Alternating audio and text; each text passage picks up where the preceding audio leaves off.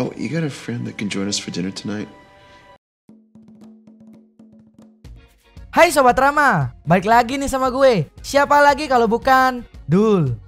Dan di sini gue ada film bagus nih yang harus gue ceritain ke kalian. Kalian pernah dengar istilah sugar baby nggak?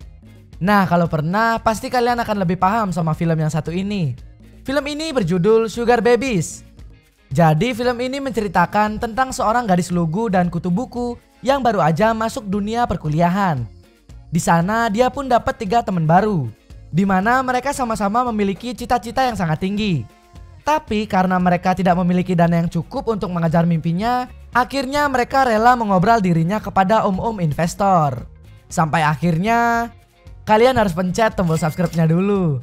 Dan setelah itu langsung ke tombol loncengnya ya, karena bakal banyak film menarik yang akan gue bahas di sini. Ya udah deh, daripada banyak kecot, kita langsung ke videonya aja. Gue Dul, selamat menonton.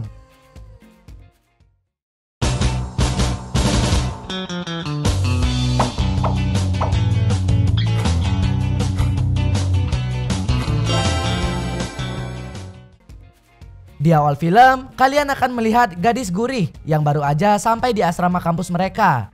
Di sana terlihat jika gadis itu dianterin sama kedua orang tuanya. Oh iya, nama gadis tersebut adalah Katie. Setelah mereka masukin barang-barang Katie ke dalam kamar Katie, kedua orang tuanya pun pamit pulang dari sana. Gak lupa juga orang tua Katie nyuruh dia buat jaga diri baik-baik. Nah, karena Katie seorang kutu buku, di sini kita bisa lihat Katie yang lagi beli buku di perpustakaan. Tapi setelah mendapatkan buku yang dia mau, ternyata harga buku itu nggak cocok sama isi kantong Katie. Akhirnya Katie pun jadi ngutang sebesar 470,52 US dollar atau sebesar 7 juta rupiah. Setelah selesai melengkapi syarat-syarat hutang, akhirnya Katie kenalan sama penjaga perpustakaan tersebut. Namanya Sin. Nah, singkat cerita, kalian akan melihat 3 gadis Yahud yang tadi gue maksud. Di sini mereka lagi BUC atau butuh uang cepat. Dan di sini juga kalian bisa lihat ya, mereka bertiga lagi nyari investor buat bayar uang kuliah mereka. Oh iya, yang kiri namanya Sasha, yang tengah Tessa, dan yang terakhir ada Rahel. Mereka adalah 3 serangkai yang terkenal hits di kampus mereka.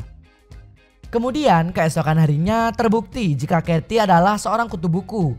Hal itu karena Katie berhasil menjawab semua pertanyaan yang diberikan oleh dosennya. Di sana Tessa pun tertarik sama Katie karena kepolosannya.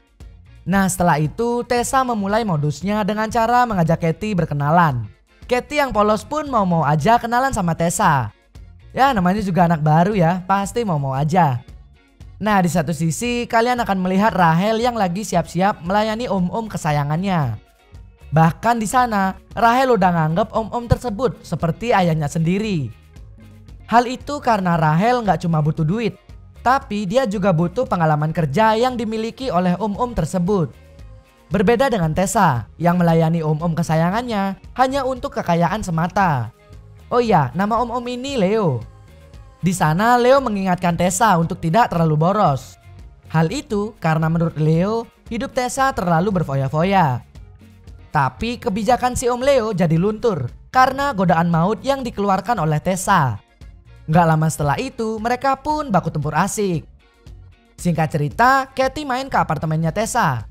Nah di sana Katie kaget karena ngelihat barang-barang fancy yang dimiliki oleh Tessa.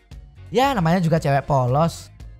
Setelah itu Tessa pun memanfaatkan kepolosan Katie dan ngajak dia pergi ke sebuah pesta. Di sana Katie otomatis mau-mau aja. Dan gak lama lagi mereka pun sampai di pesta tersebut. Katie otomatis jadi makin kaget karena Katie gak pernah ngelihat pesta semewah itu. Di sana Katie pun insecure sama dirinya sendiri. Tapi Tessa gak tinggal diem. Tessa pun memodifikasi penampilan Katie hingga akhirnya Katie jadi percaya diri. Gak lama setelah itu Katie pun dikenalin ke salah satu om-om investor di sana. Namanya James. Lagi-lagi karena kepolosan Katie pun mikir jika itu hanya makan malam biasa. Tapi gak lama lagi Katie tiba-tiba ngerasa aneh. Karena di sana dia ngelihat Tessa yang udah memulai permainannya dengan Leo. Otomatis Katie mikir kalau dia juga harus bermain dengan James.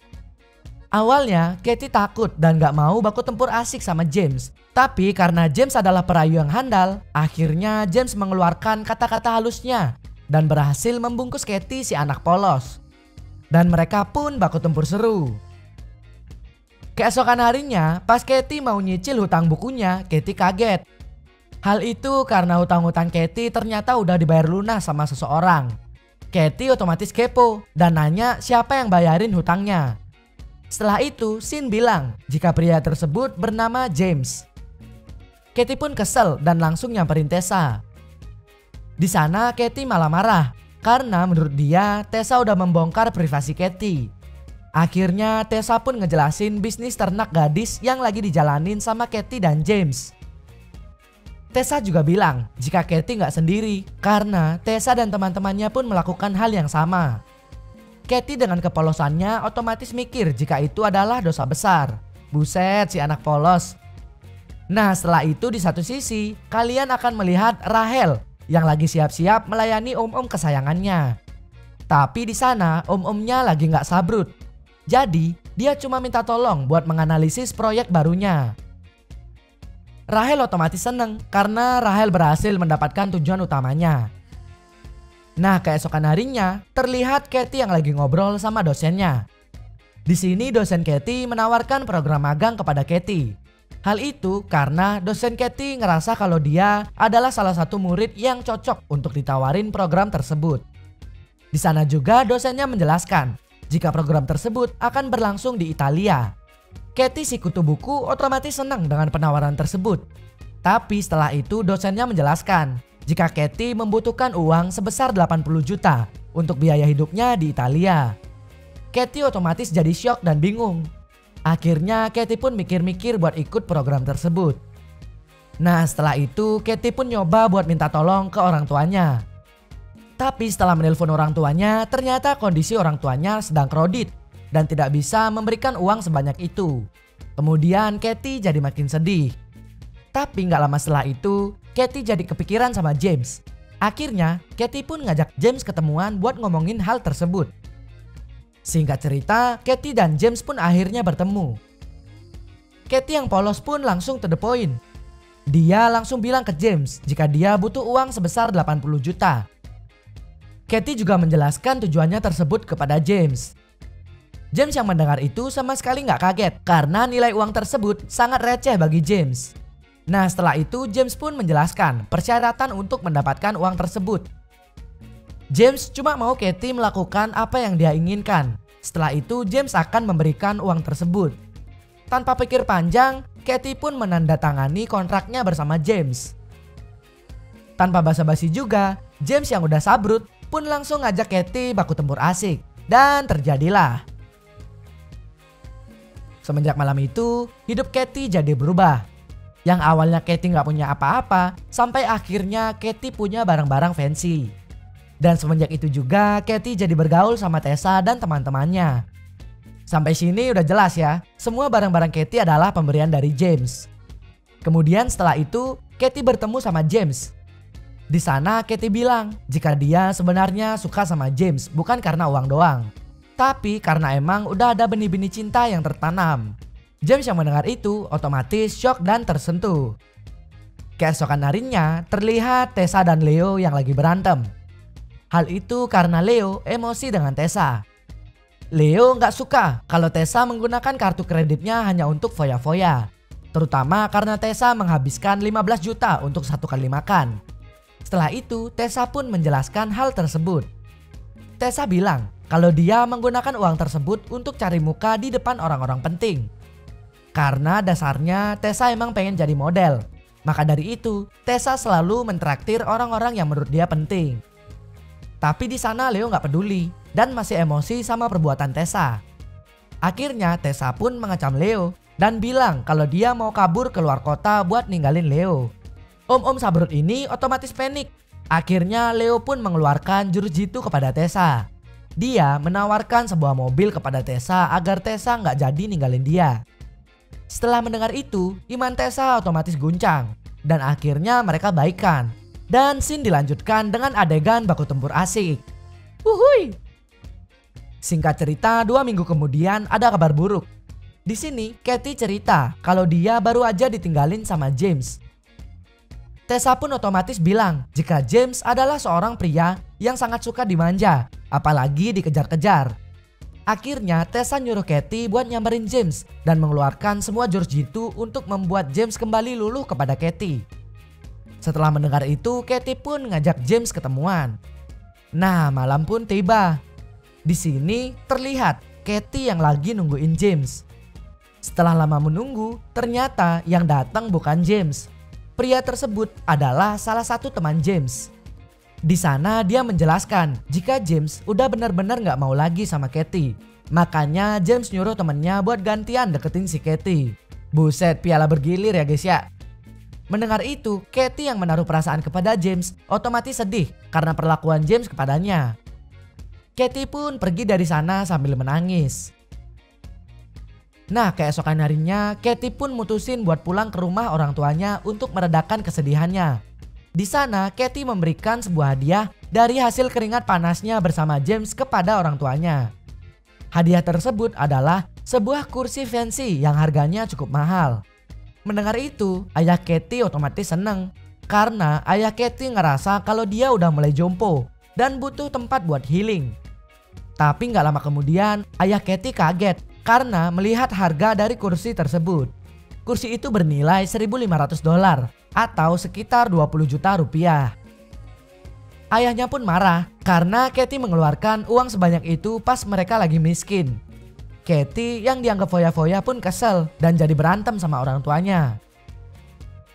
Malamnya, Mama Katie nggak sengaja ngelihat pesan-pesan yang ada di HP Katie. Dan di sini terbongkar. Mama Katie pun tahu jika kerjaan Katie adalah melayani om-om investor yang lagi sabrut. Setelah itu, kedua orang tuanya pun kecewa dengan kelakuan putri kesayangannya tersebut. Di sana juga mereka ngerasa gagal mendidik Katie menjadi anak yang budiman. Kemudian keesokan harinya, Katie pun mutusin buat balik ke asrama kampus karena pertengkaran yang dia alami sama orang tuanya kemarin. Katie juga mutusin buat ketemuan sama Tessa. Tapi pas baru sampai di sana, Katie kaget karena ngelihat Tessa yang lagi nangis. Tessa pun ngasih tahu jika dia baru aja ditinggalin sama om-om investor kesayangannya, yaitu Leo. Parahnya, tanggungan kartu kredit Leo dibebankan kepada Tessa. Karena hal itu, Tessa otomatis stres. Dan jika Tessa nggak bisa bayar tanggungan tersebut, barang-barang fancy milik Tessa akan hilang. Kemudian hidup Tessa akan kembali menjadi miskin. Sementara itu di satu sisi terlihat Rahel yang lagi minta jatah turbo sama om-omnya. Hal itu karena menurut dia Rahel udah dapetin semua yang dia mau. Dan akhirnya Rahel pun memberikan servis lengkap kepada om-om tersebut. Tapi pas sudah tekanan tinggi, ternyata om-om ini kaget dan terkena serangan jantung. Akhirnya om-om ini koit di tempat. Karena hal itu Rahel otomatis jadi panik. Rahel pun kabur ninggalin om-om tersebut. Setelah itu kalian akan mendapatkan pesan moral di mana pekerjaan haram tidak akan menghasilkan apa-apa. Contohnya Katie, Tessa dan Rahel jadi kehilangan semua kebahagiaannya. Mereka bertiga pun sadar jika kekayaan dan mimpi hanya bisa diraih dengan kerja keras. Kemudian di akhir film kalian akan melihat Katie yang udah baikan sama orang tuanya. Di sana Katie juga berhasil membuat orang tuanya bahagia dengan cara lulus sebagai mahasiswa dengan predikat terbaik dan tercerdas. Di satu sisi, kalian juga akan melihat Rahel dan Tessa yang berhasil meraih mimpi mereka masing-masing dengan kerja keras mereka. Dan gak lama kemudian, film pun selesai. Oke, sampai sini dapat ya pesan moralnya. Buat kalian nih para cewek-cewek, semoga kalian bisa jaga diri ya. Dan jangan gampang tergoda dengan dunia yang fana ini. Buset, seketika jadi bijak ya. Yaudah deh kalau gitu. Gue Dul pamit dulu ya. Sampai jumpa kembali. Terima kasih telah menonton video ini. Jika kalian ada request film, silahkan tinggalkan di kolom komentar. Jangan lupa untuk subscribe, like, dan share video ini dan nyalakan loncengnya agar kita cepat dapat duit. Salam Trama.